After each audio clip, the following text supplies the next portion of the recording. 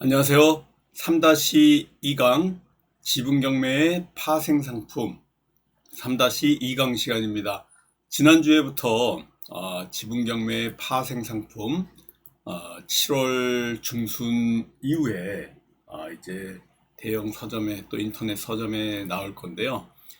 이미 이 책에 이제 구성들이 다 끝났습니다. 마지막 디자인만 남았고요. 마지막 수정 작업까지 다 끝나서 이렇게 지분경매 파생상품 책이 나오게 됐습니다.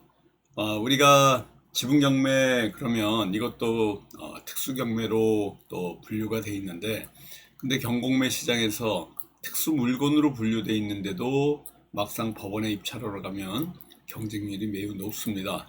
오늘은 임차인이 아파트에 이렇게 전세를 살고 있는데 경매를 당한 경우입니다.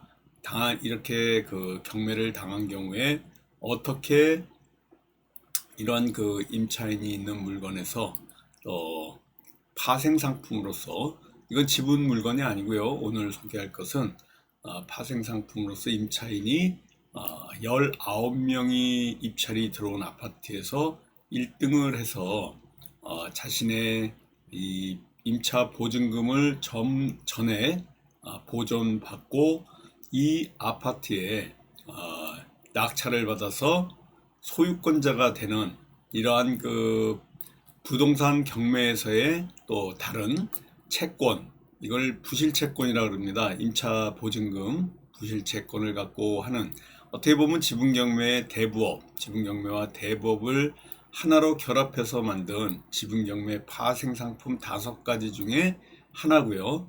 이 경우를 우리 실전반에서 응용을 해가지고 임차인이 낙찰받은 사건에 대해서 오늘 같이 공부를 하려고 합니다. 여기 보여드리는 것 같죠? 지분경매와 대부업, 이런 내용을 갖고 같이 공부하고요. 우리 매주 수요일 날, 그러니까 이번 돌아오는 7월 5일이 되겠습니다. 오늘이 2023년 7월 1일, 7월이 시작되는 첫날인데요. 이번 월요일이 7월 3일이니까 7월 5일 수요일 날에도 6개월 과정에 우리 이 프로젝트 실전반 과정 공부가 있는데, 매주 수요일 7시부터 9시까지 6개월 과정으로 있습니다. 7월 5일 날 수강하고자 하신 분은 무료 청강의 1일 청강 기회를 드리니까 이번 수요일 7월 5일 날 우리 홍봉기 사무총장님하고 의논하셔가지고요, 등록하시고 수강하시면 됩니다. 010-6889-9074번 홍봉기 사무총장님하고 통화하셔가지고요, 교대역 13번 출구 근처에 있습니다. 지분경매의 특수경매, 아까 같이 말씀드린 오늘은 임차인과 관련된 이런 내용 같이 공부할 거고요. 이런 과정에 관련해 가지고 낙찰 받은 후에 또 나홀로 소송하는 방법, 또 더 큰 이러한 그 특급 협상 기술을 우리가 공부할 수 있는 기회가 이렇게 있으니까요. 이번 돌아오는 수요일 날 7시부터 1일 청강 초대해 드립니다. 여러분들하고 같이 공부할 부분이 여기 보여드리는 것 같죠. 입찰에 들어갔습니다. 이 직접 임차인이 입찰을 들어가면서 썼던 금액이고요. 입찰 가격이고, 여기 현재 1억 6,200만 원에 나와 있는 보증금 10%를 낸 겁니다. 그래서 이렇게 입찰표를 난생 처음 임차인이 이제 경매를 살고 있는 전셋집에 이렇게 경매가 들어와서 이 입찰에 임했던 실제 입찰서를 보내준 거고요. 그래서 낙찰 받았습니다. 그 다음에 일어난 일이요, 또 한번 보시면 이와 같이 낙찰을 받았습니다. 낙찰받은 이 영수증이고요. 올해 2023년 6월 20일 부천 지원에서 있었고요. 2022 타경 41605 사건입니다.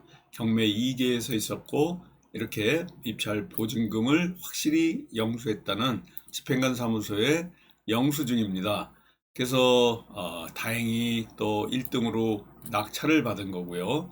그 이후에 여기 상계 신청을 보여드리려고 그러는데요. 이게 상계 신청서입니다. 보여드리는 것 같이 사건 번호고요. 6월 20일 낙찰 받은 이후에 바로 경매계에 가가지고 상계 신청서를 제출한 겁니다. 상계 신청서는 이와 같이 쓰는 거고요. 임차인 본인이 이렇게 직접 최고가 매수인 겸 이 임차 여기 보시면은 채권자입니다. 임차 보증인이 어떻게 보면 채권자고요. 당사자 간의 부동산 경매 사건에 관하여 채권자인 본인이 채권자가 바로 임차인이다. 이렇게 보시면 되고요. 본건 부동산을 경락받아 그날 6월 20일 낙찰받아가지고 납부해야 할 잔금과 본인이 배당받아야 할 배당금, 이게 임차 보증금입니다. 그래서 상계 신청서를 내는데 허가해 주시기 바라겠습니다 하고 상계 신청서를 그날 제출한 겁니다. 도장을 찍고 경매계에 직접 낙찰받고 좀 기다렸다가 상계 신청서를 내고 나온 경우다라고 보시면 될 것 같고요. 여기 보여드리는 것 같이 우리 경매 사이트입니다. 2022 타경 41605 사건이고요. 여기 보시는 것 같이 아파트 1912호 사건이고요. 그러고 나서 여기 보여드리는 것 같죠.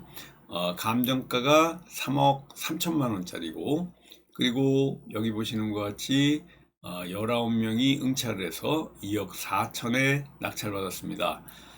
임의경매 사건이고요. 키움저축은행이 일단은 신청한 거고요.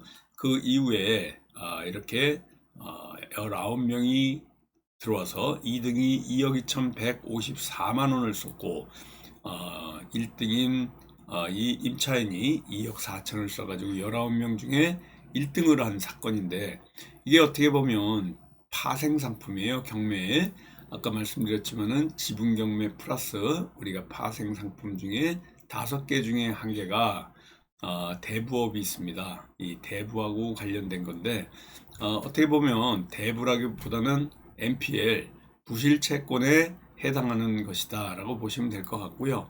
이 사건에서 보여드리는 것 같이 이 문건 접수 현황을 좀 봐야 될 것 같은데, 문건 접수 현황을 보시면 여기 보여드리는 것 같이, 잠깐만요. 최고가 매수 신고인이 이렇게 그 차액 지급 신고서를 제출했습니다. 6월 20일 날 이 입찰이 됐던 날이고 낙찰을 받았는데, 이 최고가 매수 신고인이 바로 누구냐? 임차인입니다. 임차인이 낙찰을 받고 바로 차액 지급 신고서, 이게 바로 같은 얘기입니다. 상계 신청서라 그러고요. 이 상계 신청서를 통해 가지고 임차인 본인이 또 이렇게 상계 신청서를 제출했습니다. 이 키움저축은행에서 바로 경매 신청 근저당권에 의해서 이렇게 임의 경매를 신청했고요. 그리고 매각 대금을 잔금을 납부하는 대신에 이 차액 지급 신고서 상계 신청을 하고 나머지는 또 대출을 받아서 이 경락 잔금을 내는 이런 케이스다라고 보시면 됩니다.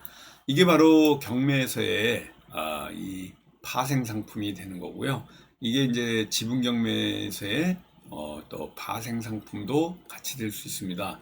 지분 물건에서 이와 같이 나올 때도 마찬가지로 내가 받을 배당액이 있을 때 최고가 매수 신고인으로서 상계 신청을 할 수 있고요. 또 상계 신청서가 바로 차액 지급 신고서다, 이렇게 보시면 됩니다. 이렇게 그 키움저축은행이 임의경매로 부동산 임의경매를 신청했을 때 이러한 그 사건에 의해 가지고 또 상계 신청서를 내는 이런 경우가 되는 거고요. 이 경우에도 똑같이 낙찰을 받은 후에 상계 신청서를 낙찰받은 그날 이렇게 동시에 낸 겁니다. 그래서 대금 지급 기일하고 또 배당 기일이 그렇게 되면 같은 날 동시에 지정이 되는 이런 케이스가 될 거고요. 이 만약에 이 임차인이 낙찰을 받지 못했고 2등을 했던 그 2억 2천을 쓴 분이 낙찰을 받은 경우라 그러면 대금 지급 기일이 지정이 되고요. 그 이후에 대금을 납부하게 되고 그 다음에 배당을 받고 나왔어야 되는 겁니다. 이런 식으로 따로 기일이 지정되는데 대금 지급과 배당 기일이 동시에 같이 지정되는 게 차액 지급 신고서, 즉 상계 신청을 한 거다 이렇게 보시면 됩니다. 대금 지급하고 배당 기일이 같이 잡히는 경우에 배당 기일 3일 전에 배당표가 작성되고요. 이 전자소송을 통해 가지고 또 경매를 신청한 사람이라면 채권자인 경우에는 전자소송 사이트를 통해 가지고 배당표도 확인할 수 있습니다. 전자소송을 통해서 확인할 수 없는 경우, 직접 신청한 경우면 경매 법정에 출석해서 법정 내에 있는 배당표를 보고 배당 순위라든가 배당 금액을 확인하게 되고요. 배당 기일날 준비할 거 보면 임차인인 경우에는 임대차 계약서 원본도 제출해야 되고요. 신분증도 제출해야 될 거고 주민록 초본도 제출해야 됩니다. 거기에 살고 있는지 봐야 되고요. 도장도 가져가고 은행 계좌 따로 준비해서 이렇게 가는데 제일 중요한 게 임대차 계약서 원본하고요. 그리고 이렇게 주민록 초본 이 두 개는 꼭 있어야 되는 상황입니다. 배당 기일 날 법정 이 시간에 가게 되면은 여기 낙찰받은 아파트예요. 이 아파트 보시면은 상당히 이 크고 좋은 아파트고요. 이 아파트의 임차인이 낙찰받은 케이스다 이렇게 보시면 될 것 같습니다. 전반적으로 여기 보시는 것 같죠? 문건 송달 내역 아까도 말씀드렸지만은 최고가 매수 신고인이 돼가지고 바로 차액 지급 신청, 상계 신청을 한 경우에 이런 어떤 절차를 통해서 가는지 바로 임차 보증금을 경락 잔금에 대체해서 나머지 차액은 대출을 받아서 임차인이 집주인이 돼서 나온 이런 케이스고요. 아까도 말씀드렸지만은 여기 보여드리는 것 같이 19명이 응찰해서 1등을 한 겁니다. 낙찰가 매수 신고인이 매수자가 여기 이 아파트의 임차인이다 이렇게 보시면 되고요.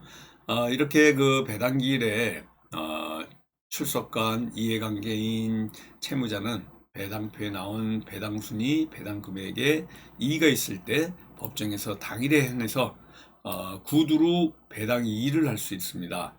배당 이의를 할 수 있는 경우도 있고요.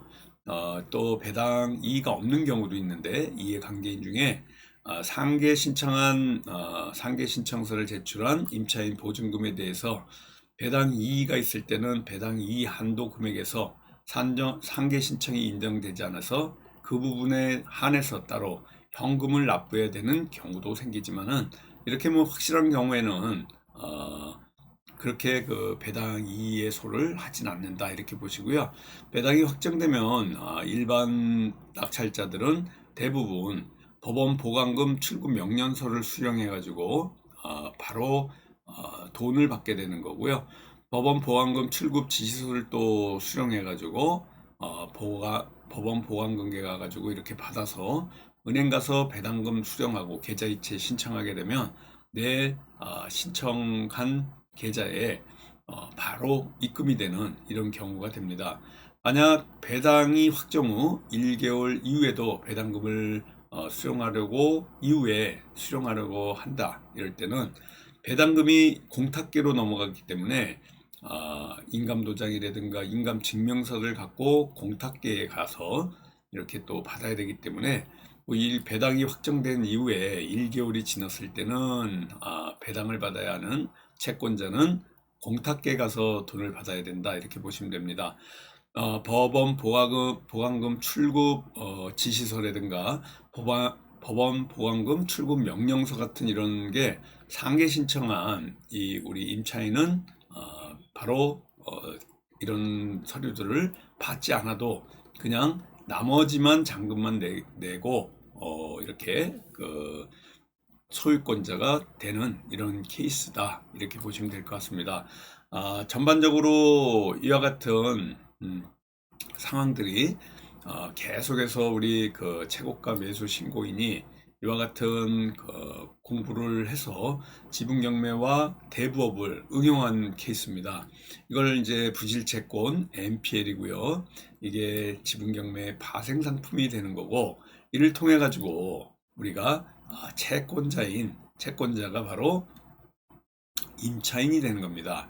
그래서 요즘 같은 경우에 이제 임차 보증금, 전세 보증금 잘 받지 못해서 이렇게 집이 또 경매로 나갔을 경우 임차인의 임차 보증금을 활용해 가지고 지금같이 19명이 입찰한 물건에 1등을 해서 잔금도 내 보증금을 일부 상계 신청 차액 지급해 가지고 낙찰받는 것들을 우리 실전반에 있는 제자가 응용을 해 가지고 이렇게 낙찰을 받은 케이스를 오늘 공개를 해 드리니까 주변에 어려운 이런 상황이 있을 때 이 상계 신청, 그리고 임차인이 오히려 채권자 입장에서 입찰을 직접 참여하는 이런 것들이 어떻게 보면 경매의 파생 상품이 되는 겁니다. 우리가 이렇게 부동산 경매에서 민사집행법을 활용하고 또 상계 신청을 또 신청을 이렇게 응용을 해가지고 우리가 그 잔금을 내지 않고 소유권자가 되는 이런 그 상계 신청서 제출하는 방법들, 이런 것들을 철저하고 또 체계적으로 배우는 것이 바로 실전반입니다.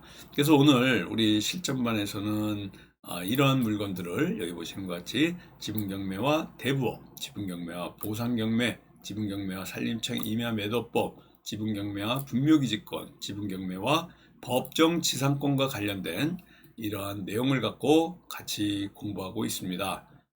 여러분들이 언제든지 이 실전반을 통해서 같이 공부할 수 있고요.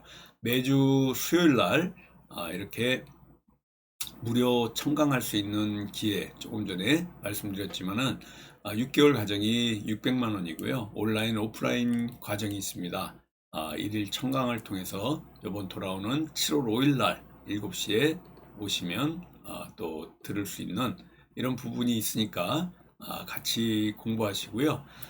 또 실전반 수시로 등록이 가능한 이러한 실전반에 관련해서 6개월 과정입니다. 여기 보여드리는 것 같이 우리 홍범기 사무총장님하고 의논하셔서요, 수시로 등록이 가능한 실전반 과정 7월 5일 날 또 개강을 하는 게 아니라 언제든지 오실 수 있고요. 온라인, 오프라인 과정으로 진행합니다. 오늘 임차인이 채권자로서 19명 입찰한 사건에 낙찰을 받은 우리 실전반에서 응용한 사건을 공개했으니까 이러한 것들 실전반을 통해서 여러분들이 일반인들이 알 수 없는 이런 깊은 노하우들을 공개하고 같이 또 연구하고 노하우를 배우는 이런 시간이고요. 부실채권을 통해 가지고 여기 보여드리는 것 같죠. 써 있는 것 같이 채권 관리 노하우를 통한 NPL 부실채권 솔루션, 이게 바로 아까 임차인, 채권자, 상계 신청, 차액 지급 신청서 뭐 이런 것들, 이런 단어들이 바로 채권과 관련된 솔루션을 여러분들에게 실전에서 응용한 사례를 말씀드렸습니다. 다음 주에 건강한 모습으로 또 찾아뵙도록 하겠습니다. 감사합니다. 안녕히 계십시오.